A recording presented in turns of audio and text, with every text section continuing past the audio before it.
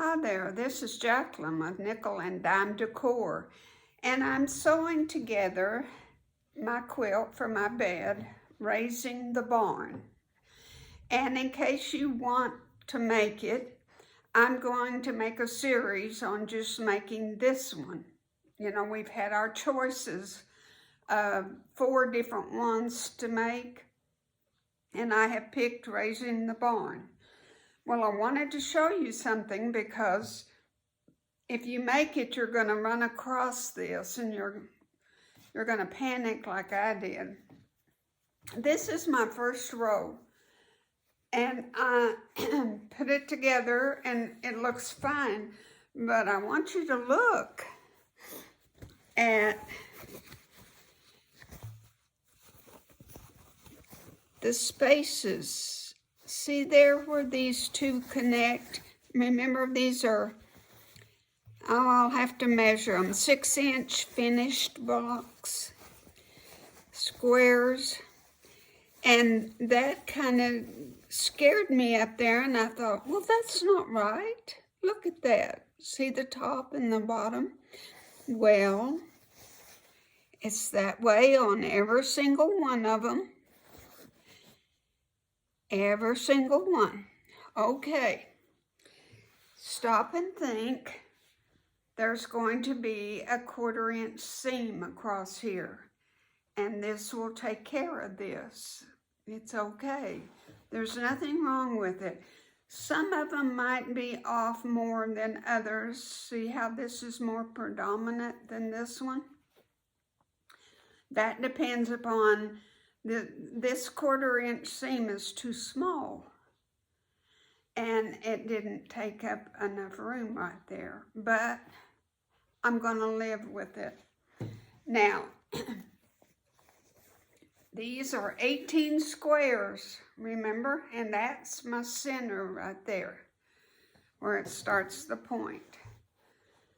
And I'll take a picture with it all laying out. I had to start putting it on the floor instead of the bed so I could really get a grasp of what I was doing and how big it was going to be. All right. Now I want to show you what it looks like after you've sewn it. It takes care of itself. These are things we don't know until we do it and run across it. Now this is, it's sewed together. And you see, when you've got lines like that that have to meet, you have to do accurate 1/4-inch seams. And it'll work out. It will work out beautifully. Now, there is one that, and I was going to show you which one it was, and now I don't know which one it was. But there is one that is not real good. It's off just a little. But overall, see my lines? Overall, they match real well. And when it's on the bed, they're definitely going to match, and it's going to be okay. So this is just 2 rows sewn together, and I wanted you to see how it's all going to work out. There's a point in case right there of it being just a little bit off. That's not just real perfect right there, that one. Could be a little tad better. But, you know, I quit a long time. I quit trying to strive for perfection because it takes the joy out of quilting. You are going to make mistakes in life in everything that you attempt to do. And if it's pleasing to the eye, if it looks okay from a distance, then it'll work, okay?